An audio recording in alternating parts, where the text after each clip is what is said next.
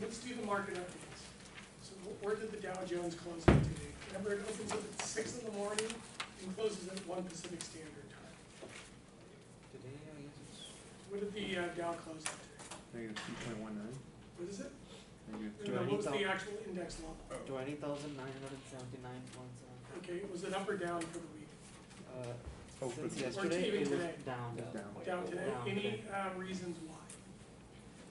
Anything in the news? You can go to Google Finance, you can go to Yahoo Finance, you can go to multiple sources, New York Times. Aside from the usual news that it's like Well, you know, I think political. the firing of the FBI director is kind of a big deal, along with this potential disclosures that our president, you know, declassified some information to the Russian guys. That might happen, could happen, possibility. Maybe some earnings announcements that came out, could be more movements in interest rates, and we can look at that when we look at the bond market. So any other reasons on the stock market was down? How much was it down? On a percentage basis and a point basis? 0.01. Okay, so really nothing. Usually, when you get about 1 or 2%, that's kind of a big deal. When it goes down 5%, that's a big deal. And when you get a movement about 100 points up or down, that's noise. When you get a movement of 250 points, something's probably happened. When you get a movement of 500 points, something big's happened. And if you get a big movement like 1,000 points, something really big happened. Okay, and then the 20,000 mark is basically the new level. So it's been kind of oscillating around 20,000. The question is it going to break out to the upside? Is it going to break out to the downside? Is it going to continue to trade flat? We're just waiting for more information. Okay, so we'll see what happens. What about oil? Where's oil trading right now on a per barrel basis? $5.24. How much? $5.24. $5.24. Yeah, that's not. 48.12. What is it? $48. Oh, it's up to 48 now? Okay, it's up to 48. And where was it over the last couple of weeks? What was the low? Because it's gone up. Didn't it move a lot today? Over the last 2 days? Yeah, because the OPEC thing, Russia and Saudi Arabia agree with the pricing. Yeah, they agreed to cut back even more. So we'll see if it actually sticks. But I think it got down to like $43, which is pretty low. So it's been oscillating. And I think over the last year, it got as high as $55, got as low as 42, and now it's back up to 48. So it's been trading in a range, basically. But this has been one of the biggest movements over the last couple of days, if they stick to the agreement. But what did we say about fracking? Keep on fracking. There's going to be a lot of fracking. We're exporting a lot now. We're promoting a lot. I mean, so maybe the prices will go up in the short term. There'll be a lot of demand from China and the United States and Europe. But if it's not there, it's probably going to go back down again. So we have to start watching what's going on with oil. And then what's happening with gold on a per ounce basis? Where's gold trading right now? $1,239.40. Yeah, around 1,200. $1,200. Yeah, I think and where was it at its peak? Do you have a time series? Can you go back in time and tell me how high gold got in 2008 and 9 when everybody was freaking out because the world was basically collapsing? Can you go back and get a time series on gold and look at how high it got? Like 1800. Yeah, so 1,800 to 1,200. And then it bounced. How low did it get? I think it bottomed early last year. Do you have a computer? Like 1050 or so. Yeah, so it's bottomed out at about, what, 1,000? Yeah. Something like that. Now it's up to 1,200. If interest rates go up, do you think gold prices are going to go up or down? If interest rates go up, it'll go down. Because as interest rates go up, gold doesn't pay any coupon, it pays no yield. It's all speculation on the price. So if interest rates go up, do I buy gold that pays me no interest? Or do I buy bonds that pay me interest? Bonds. You're going to go to bonds, you're going to sell your gold, and you're going to buy bonds. That makes sense. Okay. So anything else on gold that doesn't seem to be doing anything? you have to watch it. You'll see it in the headline news. If something happens to any one of these 5 asset classes, you're gonna know about it, okay? What about bonds? Where is the 10-year treasury yielding today? This is the yield on the 10-year treasury, which is the benchmark interest rate that basically all commercial loans, car loans, student loans, everything's priced off the 10-year treasury. And I'll get into interest rate mathematics and theory a little bit later, but we're just kind of starting the application. So where's the 10-year treasury? I think the last time I looked, it was yielding 2.3 or 2.4%. 2.34. 2.34, so that's still pretty low. Where was it a month ago? What was it yielding a month ago? The lower 2.2. That's probably when it bottomed. But I think right after Trump won the election, everybody was forecasting overstimulation or stimulation in the economy, higher inflation, which drove interest rates up. In March it was 2.6. Okay, 2.6. In mid-December it was 2.58. Okay, so it got as high as 2.6, and now it's down to 2.3. Yeah. Okay, that's 30 basis points. Okay, 30 basis points. 1 percentage point is 100 basis points. When you start talking bond yields, you're talking basis point terms. Okay? So if interest rates go from 2.3% to 3.3%, that's 100 basis point movement in interest rates. You don't say it went up 1%. It went up 100 basis points. Okay, and I'll get into that a little bit more too. I'll get into how do you determine the yields on treasuries. We'll talk about the Fisher equation, and we'll talk about some bond finance a little bit later. And where is the dollar to the euro? How many dollars do I need to spend to buy 1 euro? $1.11. $1.11? How low did it get? 70 cents. Did it? That was the lowest value. How long ago was that? I guess it was pretty long. Yeah, I mean, since Brexit. Okay, and then obviously the French elections, had an impact. You got the German elections coming up, which will have an impact. But where was the dollar to the dollar to the pound, dollar to the euro? Let's do the dollar to the euro. Okay. The So dollar is equal to 90 euro, 90 cents. yeah, but how many dollars do I have to pay to get a euro? Should be a dollar or something. $1.11. $1.11. Okay, excellent. And if it goes from $1.11 to $1.20, has the dollar appreciated or depreciated? It's what? Depreciated. Depreciated. So it's going to cost us more. So their currency are appreciated. Yeah, theirs is appreciating, ours is depreciating. It's going to cost us more to buy a euro. How much does it cost us now to buy a pound? $1.29. $1.29. Where was it? Where was it? Maybe a month or two after Brexit. So last summer. How far did it go? How cheap did it get for us to buy a pound?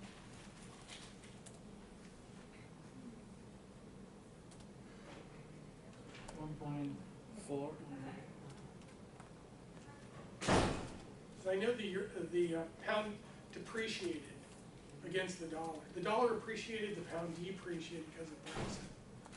So it was the biggest differential in a long time. I think it got into the teens at one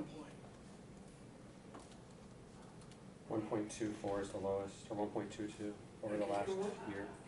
Oh, really? Okay.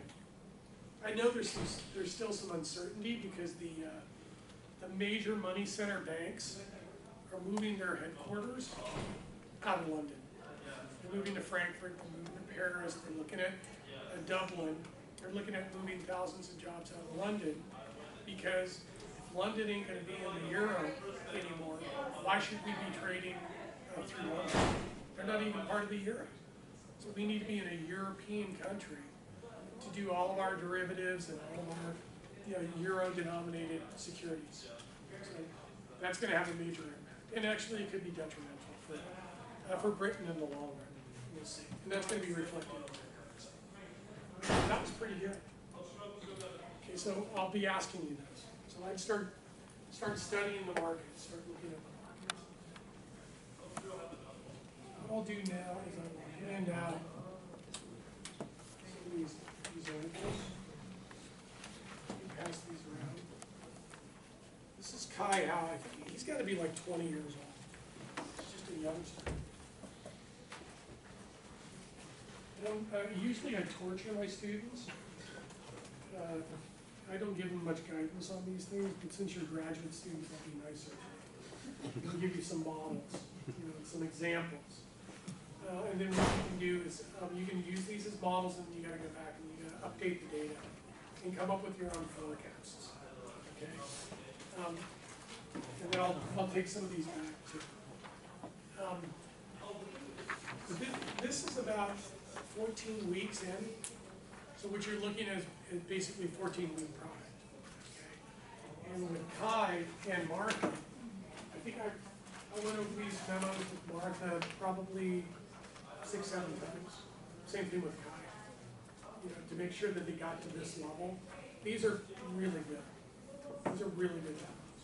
Okay, that's why I was really excited when I was in class with those guys today. It's like, oh, print me the memos. I got a class tonight with my grad students. They're going to love your stuff. Okay. So if you can pass me some of those back, I'll go through it with you. These are very specific memos. So the language is very specific. The analysis is very specific. The formatting is extremely specific. Okay, so there really isn't much flexibility in these other than the analysis. Okay. So I tried to keep the language standardized, format standardized, the approach standardized, because the whole process is to train you. Just think in economic terms. Okay. So if you have any examples, can I have those back because I want to look at them. Okay. Are there just two students, Carla or Carly and Martha? Carly, Martha, and Kai is the other. Does anybody have any extras of Kai? Yeah, you guys can train There's around, some- take pictures and stuff. Bunch of Kais. You got any Kai? I think they're all together. You got Carly. Carly's is The okay. bathroom had more Carly. Carly's is not as good as Kai or Martha's. Martha and Kai's are the best. Just- Anyone need Martha or Kai? We need more Kai back here, Martha. like ordering pizza. Yeah, I really like Martha's. Martha's, she and I worked really close together. And let's start with the stock market.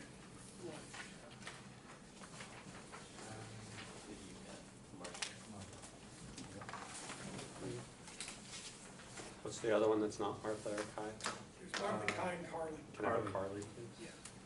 You can just pass those around. I only need one. And tell me when you're ready. There's two current. Well, no, I had her made a couple sets. You guys can pass them around later. But I want to get into the formatting. Okay. So again, this took 14 weeks to produce. This, in my view, is a trading brief. It's a trading brief. What we do is I like to simulate real world environments. So I tell my students that we're going to replicate a hedge fund. I'm the president of the hedge fund. It's a $59 billion hedge fund. That's all we do is we trade in derivative contracts. We don't really hold any stocks or bonds unless they're leveraged. So what we do is we raise capital from our investors and we use derivative contracts. We basically bet on our views of where we think those markets are going to go in the future. Okay. So memo, capital memo, I had them take off the numbers. So these are actually designed specifically to be used as writing samples when they go for an interview in an internship or for another job. Okay. So they're very specific. And these memos have gotten a lot of my students jobs. So the first thing is you got the date. This is standard memo format, business communications to me, from you. And the next is the asset class. In this case, Martha, stock prices forecast to rise 9% over the next 3 months. Boom, right off the bat, I know what the asset class is, I know what your forecast is, and over what period of time. Okay? And we're usually looking for major movements in these asset classes to be able to justify the financial contract trades. We gotta have enough volatility, enough movement to take a position, to have it go in the money, so I can make some money. Okay? And that's all we care about, is either making money or saving money. We can make money when the prices go up. We can make money when the prices go down. We can make money when the prices go up. We can save money and hedge off our liabilities or the values of our assets when prices are going down. So it's, and I make them do both an up and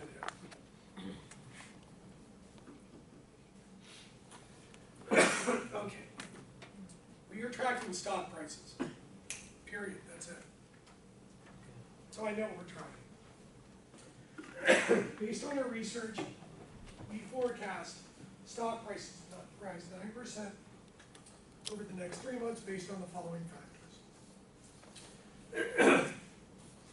1, market performance defying expectations. Simple sentence. I wouldn't use compound sentences. Just keep it simple so you're sucking in the reader, because the reader's going to go, what do you mean by that? Right? You're sucking them in. And you got to have 3 factors that are driving the prices. Number 2, comma number 2, market rally due to international elections, comma. And 3, market price trend post US election. So she's using technical analysis right there. Therefore, comma, we recommend the following 36 trades, colon. Now here, we're tracking 3 stock indexes, 3 stock ETFs, exchange traded funds, and 5 stocks. So we basically have 5, 6, 7, 8, 9, 10, 11. We have 12 opportunities to make money. And then there's only 2 sets of trades. There's one set of trade when prices go up. There's one set of trades when prices go down. Okay, you have to memorize those. Okay, and I'll do a lecture on derivative trades and stuff like that. But you have to memorize the 2 sets of trades. So we can make money when prices go up by buying forward contracts, futures contracts, call options on futures contracts, and writing put options on futures contracts. So I have a total of 12 trades. 3 indexes, stock indexes, 4 trades, that's 12 opportunities that we can make money or hedge from our losses. We are also tracking 3 stock market exchange traded funds. And actually these 3 exchange traded funds are actually tied, and they replicate the Dow Jones Industrial Average, the NASDAQ index, which is predominantly dominated by tech companies, and the Standard & Poor's 500, the S&P 500, or SPX. So I can, if I think the prices of these exchange traded funds that trade on the stock exchanges that replicate and mimic the stock indexes, I have 3 ways of making money. I can buy the ETF, which isn't here, because when I buy the ETF, I'm buying it. I don't want to buy it. I want to buy it on margin. Because what I'm doing is I'm borrowing half of the money from the brokerage house. So I only have to put up half the money, and I can buy twice as many shares. So I'm leveraging, just like you would leverage with a mortgage when you buy a house. I'm basically borrowing, putting up very little equity, borrowing money from the brokerage house, buying the shares, and if the shares go up, my return on equity goes through the roof. Okay. So I want to take more leverage positions. I can also buy call options. It's another way of making money. I can also write the put options. And again, I'll get into the details of this next time around. But these are the trades. So 3 times 3 is 9. I got 9 ways to make money using exchange traded funds. Then I'm also tracking and trading 5 individual stocks, 5 stocks. And normally I'm gonna trade the top 5 companies in the Standard & Poor's 500, the S&P 500. The top 5 companies by market capitalization, by value. Apple is a good example. Google is another example. Dominated by tech companies. And my trades are exactly the same trades as my ETFs. So it's the same type of trades. So I'm going to buy on margin, buy these stocks on margin, I'm going to buy the call options, and I'm going to write the put options. But in this case, I got 15 opportunities to make money on our forecast, on our view, for a total of 36 trades. I got 36 opportunities based on your economic forecast, based on your market analysis.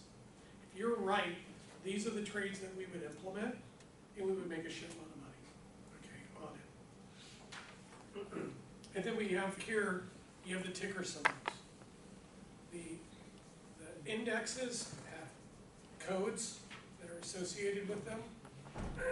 The exchange traded funds have what are called ticker symbols, which are the codes in which they trade on the New York Stock Exchange. Okay. So every exchange traded fund, every stock has a code called a ticker symbol, or a ticker. And then we have the ticker symbols for the individual stocks. And in this case, she had HP, Microsoft, Google, Amazon. I don't know who Team is. And then underneath it are the supporting bullet points, the data and the analysis that are going to support the factors and support your forecast. So this is the evidence. Okay. Stock market performance defies expectations by tripling growth, 6.5 to 18.7 points, based on expectations of better economic conditions. Now, that's a pretty good sentence, right? And you can use the OWL system, OWL system here at Golden Gate University. You submit these memos through the OWL system. They will give you in 24 hours edits back to you based on your grammatical proficiencies or deficiencies, one of the two. But the problem is they are English majors, not business communication experts. Okay, so their writing style is different. So I look at their submissions as level 1 submission. I'm level 2 submission. Okay, and I'm really direct in my communications. I take out all the extraneous words in there, and I get right to the point. Okay, in my writing. It drives my undergraduate students crazy because they like to just submit shit and hand it in and get grades. And it's like, you're not going to get a grade for that. This is garbage. You need to sit down with me and go through this stuff until it's perfect. Okay, and I'll hold you to the same standards. Political trends spreading from the U.S. to Europe as elections approach is causing more citizens to believe economic growth to improve significantly in 3 months. Therefore, investors are allocating more of their funds into the U.S. stock market, continuing its bull trend under conservative global leadership. That's pretty good. S&P 500 index continues its consistent upward trend, staying above support established in 2016. Now she's using technical analysis, and I will train you on technical analysis too. Technical analysis is basically looking at patterns within the price charts and looking at patterns in economic indicators. Because the movements in these economic indicators and these prices are based on fundamental factors, but also based on technical factors. Gold can only go down so low. Oil can only go down so low. They can only go so high, based on the fundamentals, but also on the technicals. And traders and investors invest based on fundamentals, and they also invest on technicals, okay, on technicals. Lastly, in this paragraph down here, is exactly the same paragraph as this one. There's only two changes. One is the above down here, I mean the following up here, sorry about that, the following up here turns to above and the semicolon turns to a period. Now why would I copy the exact same paragraph and only make those two changes at the end of the memo? Some people skip to the end, so you want to repeat the same stuff you did. You want to reinforce, basically. It's reinforcement. Because when you're reading, you're doing the analysis, and you're going to forget the thesis. You're going to forget the thesis of the paper. So you hit them again in the conclusion. Again, because this is going to an investment committee, this is going to a board of directors, senior level managers, this is going to clients, this is going to a managing director. Okay, so you need to repeat the thesis.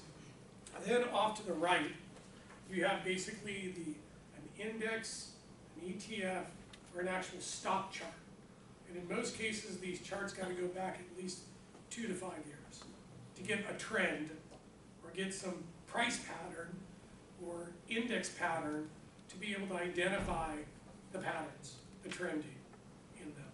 And I'll tell you, these graphs drive my students freaking crazy because they're all like distorted and they're in the margin and there's only one and it's really big and it's in the middle of the freaking page.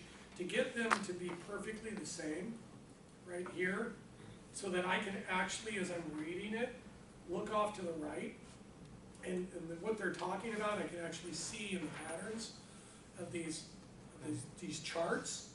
And I can sit down and I can start drawing them and circling on them and drawing lines and doing technical analysis right there because I can read them, right?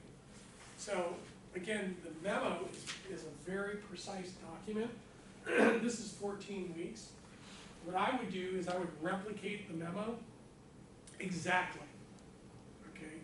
Replicate a memo exactly like this, exactly like this, exactly. And then go back and update the analysis and update the data, okay? And you should try to see if you can find a memo where they're forecasting prices to rise and forecasting prices to fall, because those are the two sets. And I'll go over this again next week, okay? I'll get into a little bit more detail. But it's really the thing that the lower, I would say the lower 25th percentile of my classes have a really hard time with the trades. You just don't get it, you just don't get it. And then just some people have a hard time with the graphs because you're doing graphics, you're doing marketing, you're doing production. So getting the graphics to really look good is really hard because it screws up everything and they don't know how to set the margins, and sometimes they have 1.5 line spacing, they have Arial font instead of New Times Roman font, so they just don't understand the detail associated with business quality memos that you need to give to your managing director, right? Because they're going to rip it apart and they'll probably question your capabilities and they'll question your analysis if there's flaws, right? If there's typos and stuff. It's like, well, if they made a typo and a format error on the memo, what did they do with their analysis? They probably threw that together too. Just a quick question on the date. Most of these have like Thursday, March 23rd, and then one of them just says March 30th. Oh, because they started working on it that long ago. And I said, don't change your forecast or anything. Maybe just augment your view, because these are persuasive documents. This is a persuasive argument, okay? It's written in current and future tense, not past tense. Most students write in past tense. Was and has, had, not is and are, and is expected to, is forecast to, is projected to. They don't write like that. Data commentary. What? Data commentary, for this language. Yeah, actually, this is better written language than what's written in the Financial Times, okay? But I would use the Financial Times and the New York, in the Wall Street Journal. Maybe you could, who else wants a Wall Street Journal? Raise your hand. I got a few more. Okay. Can you give me 2 of those? Anybody else want a Wall Street Journal? 3. if you can pass those around. Read how they write. I don't use increase or decrease. Maybe increasing or decreasing because it's active. I like to write an active voice. Present tense, future tense, persuasive. Okay, not past tense. Okay. I like to be short, direct. I take out a lot of the thes and the may, the approximately. Take those out.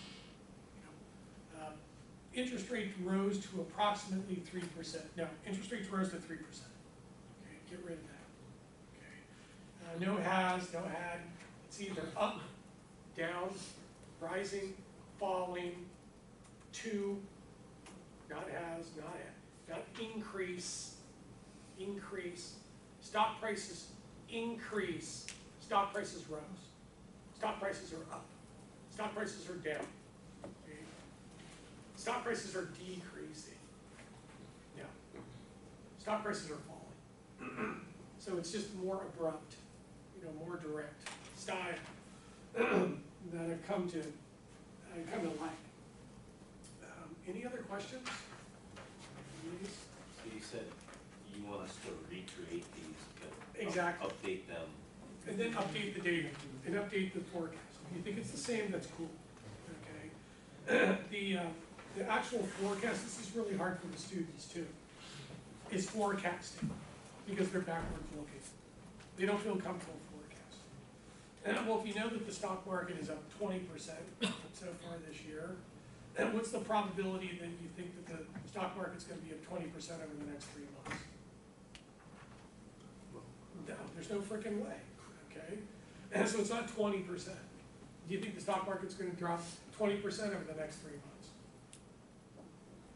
No, that's a pretty big, damn big move, right? So what I've done is I kind of calibrated the movements by the asset classes.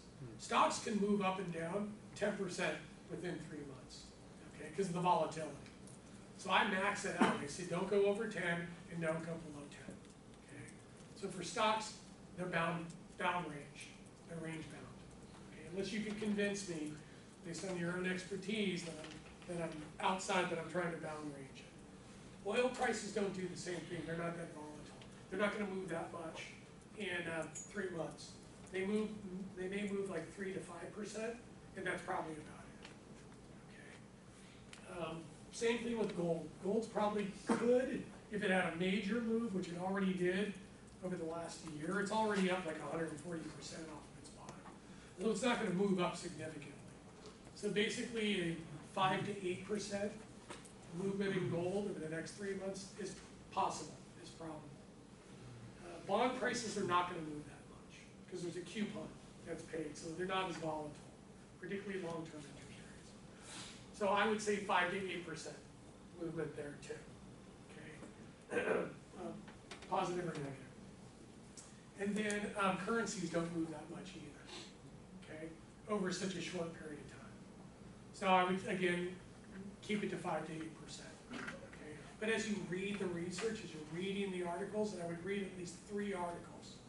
Okay, before you start doing this, go find 3 articles on gold, current contemporary articles with views from Bloomberg or from there's another source of data, although I will caveat you. GARP, something Risk Professionals, Global Association of Risk Professionals, GARP. These guys are really good. They talk about monetary policy and gold and hedge funds and policy. That's a really good website. You can go up there, register on the site, and then pick the stuff that you want fed to your email on I think it comes in maybe every other day or every 3 days. So you'll probably get two a week. The other one that is really great, great source. I basically rebuilt my presentation, and I'll do my presentation for you later. But it's called Seeking Alpha.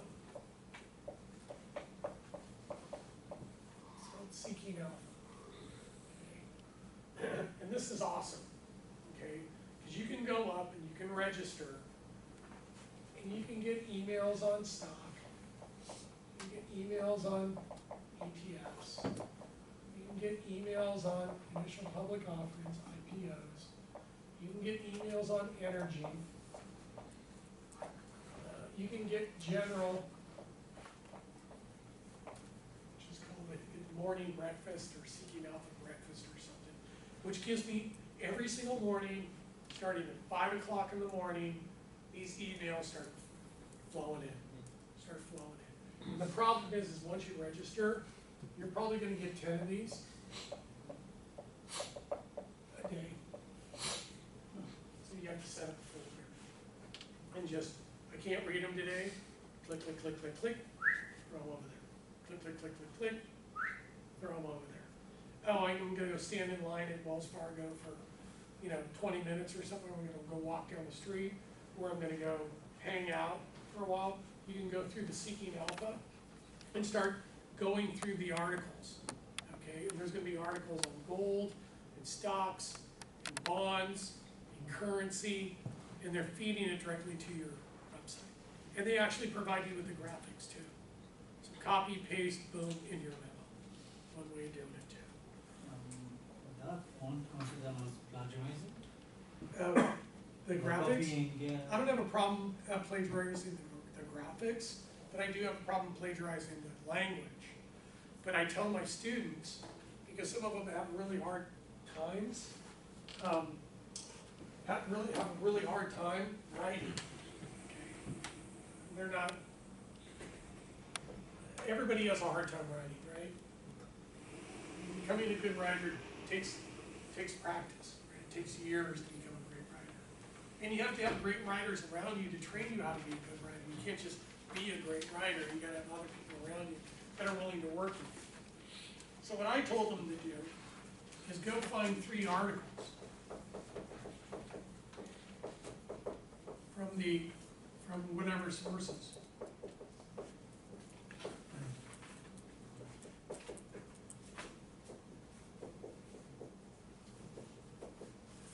Go find 3 articles and go focus on the paragraphs with data in it, data and analysis.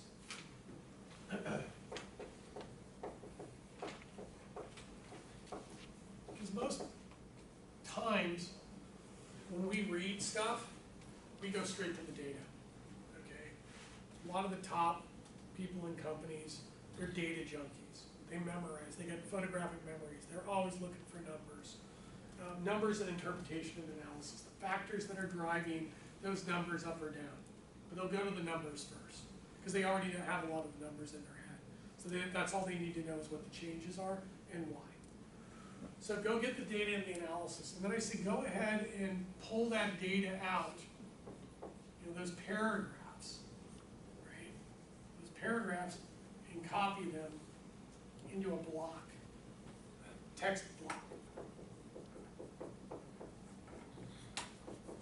Text block, just raw materials to work with. Because you don't need the whole article. You just need the key data and analysis. And then edit the data box down into a bullet.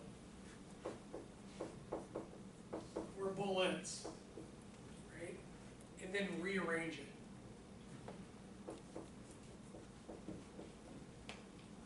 Then rearrange it and rewrite it enough so it's not plagiarism.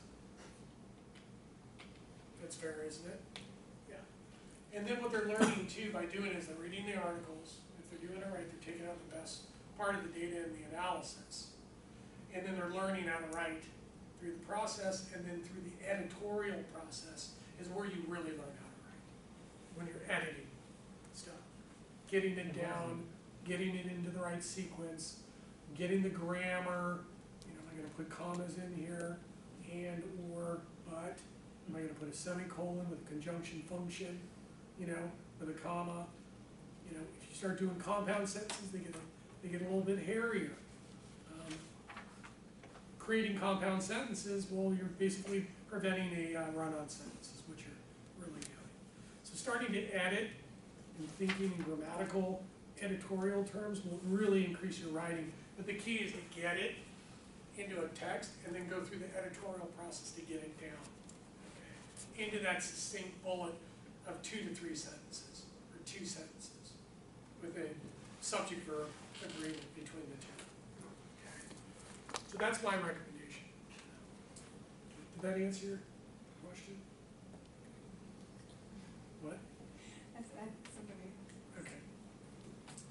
Okay, any other questions on the memos? Yeah. Are we picking one market, or are you picking forests, or are we doing all 5? No, you're gonna do, you're doing the, you're doing stocks, national stocks based on the indexes. You're gonna do oil prices, global. You're doing gold prices, global. You're doing the 10-year US Treasury yield, okay? And you're doing the dollar to the pound, or just the dollar. You're forecasting the value of the dollar. You can talk about dollar to pound, dollar to euros relationships in the bullets. You can show the dollar to the pound, you know, in the graph, okay, or dollar to the euro in the graph to the side. We choose these assignments, or you will pick up one? No, you're doing stocks, We start with stocks. oil, gold, bonds, and currency, US dollar. Okay, 5 major asset classes. Okay, so you get a forecast where the prices of these are gonna go, and the value of the US dollar is gonna go. And you're gonna support it by 3 factors. And then you're gonna make the trades, on the up or down side. You're gonna support your forecast in the factors by the bullet points, and you're also gonna have the graphics next to it. Because you need graphics. We think in graphic terms. I have a question. For example, the oil price, maybe in some resources are already forecasting. Yeah, but you have to forecast where you think oil prices are gonna go in the next 3 months. So we use 3 months because most of those derivative contracts One quarter. are 1 quarter. Okay, so I'm trying to match the trades with the forecast time period to make the money if you're right. And I'll tell you if people are right. My students have been really good over the years. They've been really accurate in their forecasts. Not only in the memos, but also in the valuation exercise that we're gonna do on the banks at the end of the class. It's amazing, they're really good. Because when you do the research, you know, applying the economics, then the actual forecast and the trades is the application. How do you actually put this stuff into practice on a daily basis and potentially not only hedge off risk that you may be exposed to, but also you may end up becoming a trader and trade these things because you become good at it, and you may become a millionaire or multi-millionaire. Obviously, George Soros and you know, others have made a lot of money doing exactly the same stuff that we're doing right here. Okay. Any other questions? How are we doing on time? How much time? 6 or 6.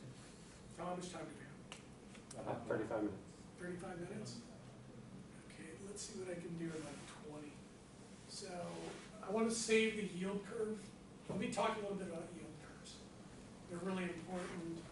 And then we'll talk a little bit about valuations. Okay. So yield curves.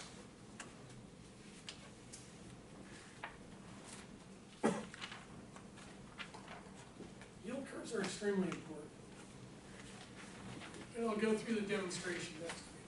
Let's talk about yield curves. Because they're so important.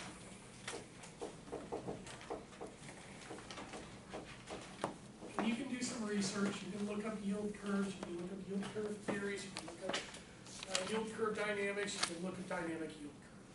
Okay. But yield curves are extremely important. Why? Because all debt, all bonds, all debt and equity, all stocks, and I'll even throw in real estate. All debt, all equity, let's just do this. All debt and equity,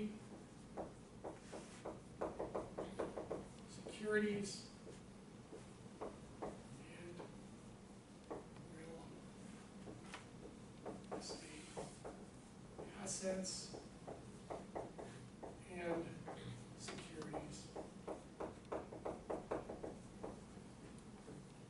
are priced off of the yield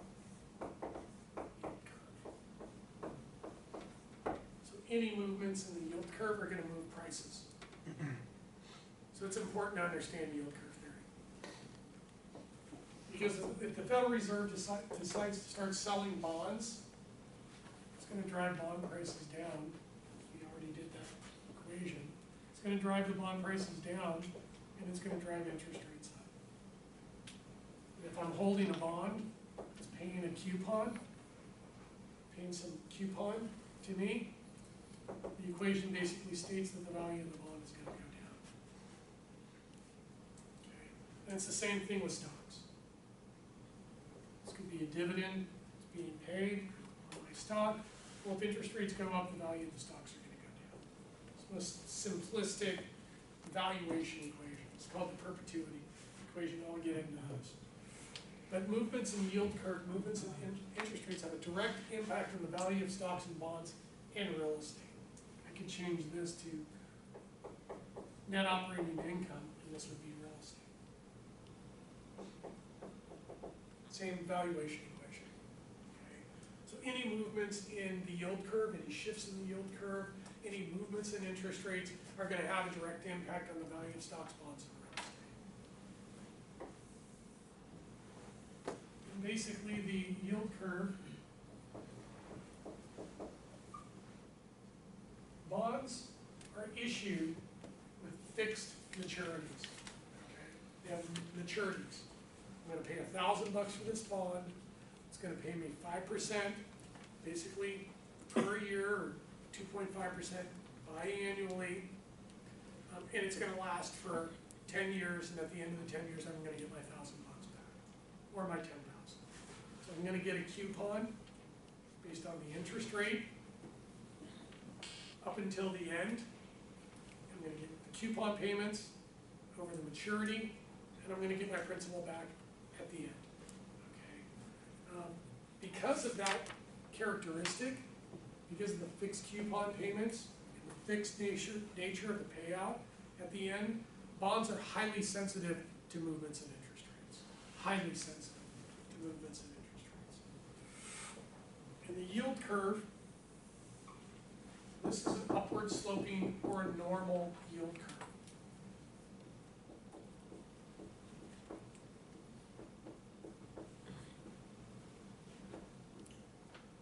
And then this is a normal. Upward sloping. Upward sloping normal yield. Okay.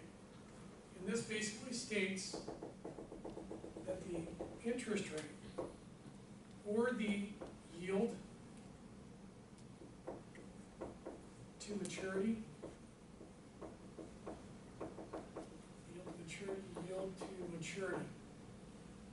yield to maturity, or the interest rate is positively correlated to the maturity.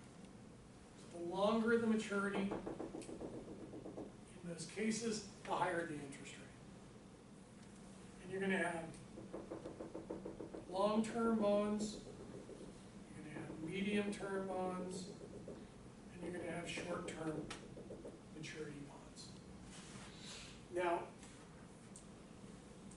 there are 30-year maturity U.S. government Treasury securities. The government has issued 30-year maturity bonds, okay? But there's not a lot of them. It's very rare that they do. They also issue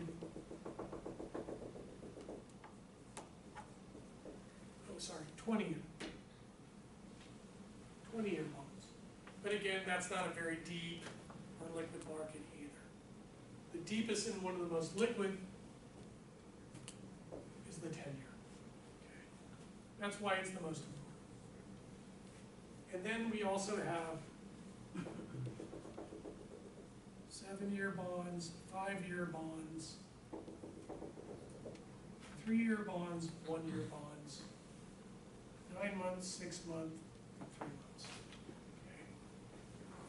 Now, bonds that have maturities greater than 1 year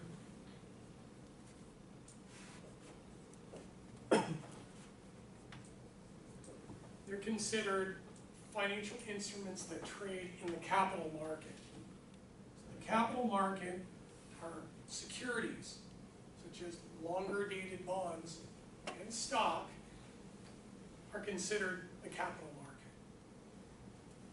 Now, bonds that have maturities less than 1 year, that's the money market.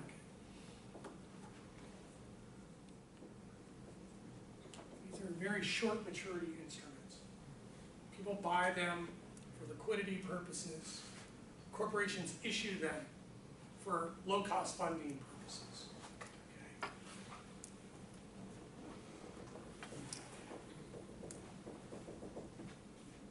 So you have the associated interest rates associated with all these. Now, you're going to need to memorize this. You're going to have to memorize some of these equations. This is the first equation you're going to have to memorize. It's called the Fisher equation.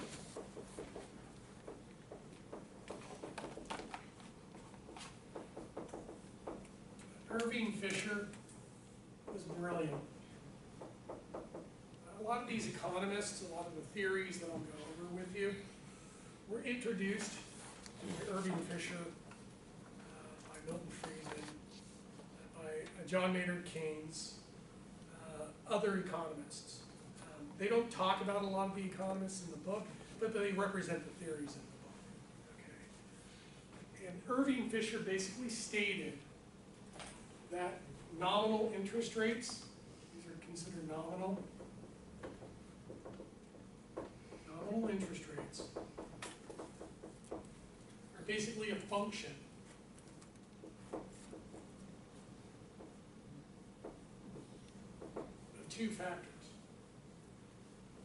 real rates plus inflation expectations.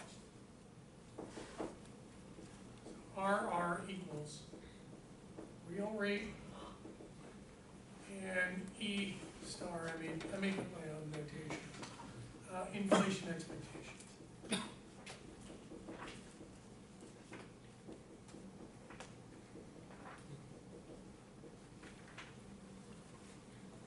And from an application and a practical standpoint, real interest rates don't move that much in the short run. They move up and down on a secular basis, maybe on a cyclical basis, but in the short run, they really don't move that much. So basically, they're a constant. So the movement of interest rates up and down is driven mainly by inflation expectations. So if the market thinks that inflation is going to kick up in the future and their inflation expectations rise, interest rates are going to go up. Because investors want to be compensated by the erosion of their purchasing power due to inflation. They want to be compensated for the erosion in purchasing power due to inflation. So as the bond market and the market thinks that inflation is going to kick up in the future, they want to be compensated with it, so interest rates are going to have to go up. If they think, and this usually occurs in growth, recovery, peak phases in the business cycle.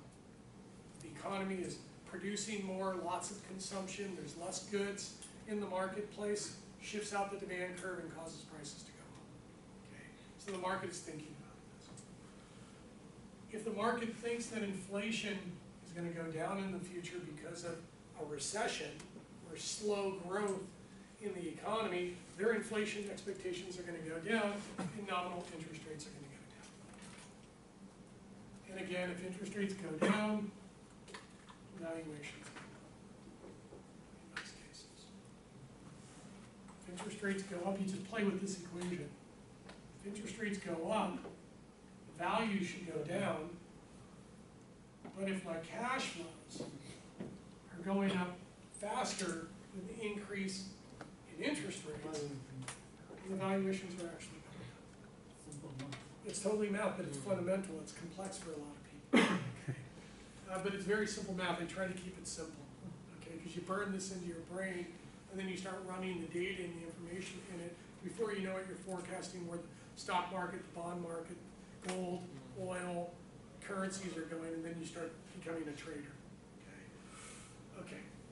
Okay. So the yield curve, and actually the yield curve, and this is U.S. government treasury securities. U.S. government treasury securities. These are securities issued by the Treasury, okay, by the federal government to finance deficit spending, okay? And it's the most liquid, safest bond market basically in the world, okay? And because we have a central bank, the Federal Reserve, that can print money at any time it wants, it can pay the coupon on the bonds and pay the principal on the back end. Therefore, there's no default risk. It's a risk-free asset. It's considered risk-free.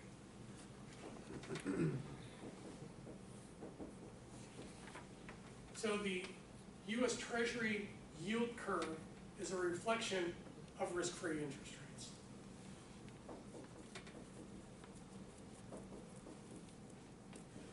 And what I'll do is next week when I get into, or next class when I get into discount rate determination and valuation theory, we'll use the risk-free rate as the building block to figure out yields and interest rates on corporate bonds, okay, and other types of assets. How am I doing on time? 6:20. Okay. How much time do I have? 20 minutes. 20 minutes? Okay. So I'll do a little bit more and then I'll end it. And then we'll go over this again next week, because this is really important. So if inflation expectations increase, what happens to interest rates? If inflation expectations go up, what happens to nominal interest rates? Okay, test question. If inflation expectations go up, what happens to nominal interest rates? Up, okay. So if we think that inflation is going to go up, inflation expectations are going to go up, and the yield curve is going to shift up.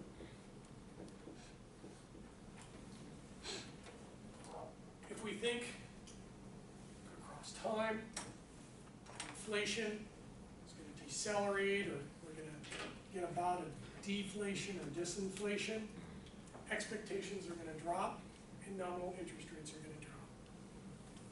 So the yield curve can shift down. The yield curve shifts up. This is the bond, my coupon. The yield curve shift up, the value of my bonds are going to go down. The yield curve shifts down, interest rate's going to go down, and the value of my bonds are going to go up. So the market can drive interest rates up and down and bond prices up and down. Always remember that there's an inverse relationship between movements in bond prices and interest rates. Bond prices go down, interest rates go up. You have to memorize that. You can't be in the elevator with Chuck Schwab, you know, and say, wow, do you believe that interest rates went up and bond prices went up too? Fine. Okay, not gonna work. Law of economics, won't work. Okay, last piece, and then I'm gonna go over this again, okay, next week, because this is really important. Now, the Federal Reserve conducts monetary policy, okay, through what is called open market operations.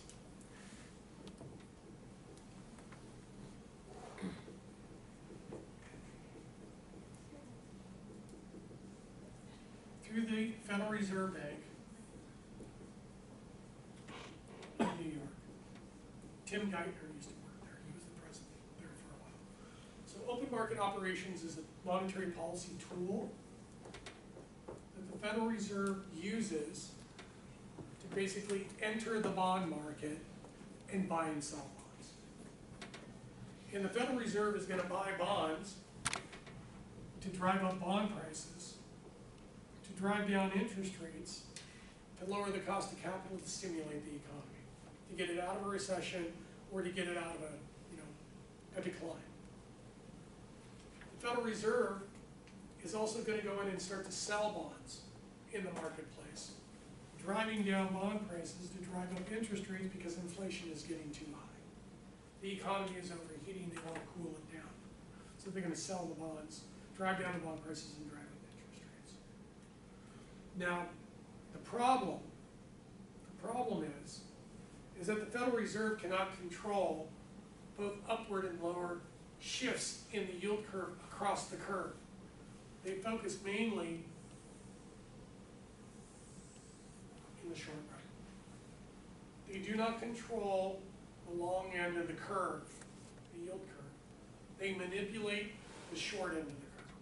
They buy and sell bonds with short maturities, okay? And what this does is it whipsaws the curve. The Fed will go in, start selling bonds, that'll drive bond prices down, and the yield curve will start to flatten out. Janet Yellen already said that the Federal Reserve has been the cause of all recessions since it was enacted under the Federal Reserve Act of 1913. It was the main cause. Because what they do is they freak out. They go in, they see the economy's overheating, they see that inflation's going up, they start to sell bonds into the marketplace, driving down bond prices and driving up interest rates to try to cool the economy, to keep it from overheating, and you losing your money through lower purchasing power due to inflation. People freak out. But what they end up doing is they oversell the bonds and cause the curve to invert. This is a flat curve. This is upward sloping. Now, when the curve inverts, and I'll show you next week, when the curve inverts, and this is almost predictive, when the curve inverts, the stock market peaks in 12 months. Stock market peaks in 12 months. And we are in a recession in 24. And I've seen empirical research that basically has proven that, going back in time. So this curve, the yield curve moves up and down, flattens, inverts. When it's normal, like this, there's a very low probability that we will go into a recession because the market is anticipating positive inflation expectations. So they're anticipating the market, the growth in the economy. So upward sloping curve will have positive inflation expectations. And when the curve starts to flatten, inflation expectations, when it's flat, inflation expectations are 0. And when the curve inverts, inflation expectations are negative. That's basically the introduction to yield curve theory. But it's really important to understand because if I'm a corporation and I have an asset that has an economic life or a depreciable life of 10 years, and I want to issue bonds to finance the purchase of that asset, I'm going to start with the 10-year treasury yield to start building my discount rate or my expected return. If I have equipment, such as computers, that I can write off in 5 years, and I'm going to use bonds to purchase the equipment, I'm going to start with the 5-year treasury yield. So you try to match your liabilities, the maturity of your liabilities with the economic life of your assets. So movements in these interest rates by maturity has a direct impact on the cost of capital for corporations and for you as consumers. Okay, so we'll get into more of this stuff later, but that's just enough to get you going. Okay? I got a couple more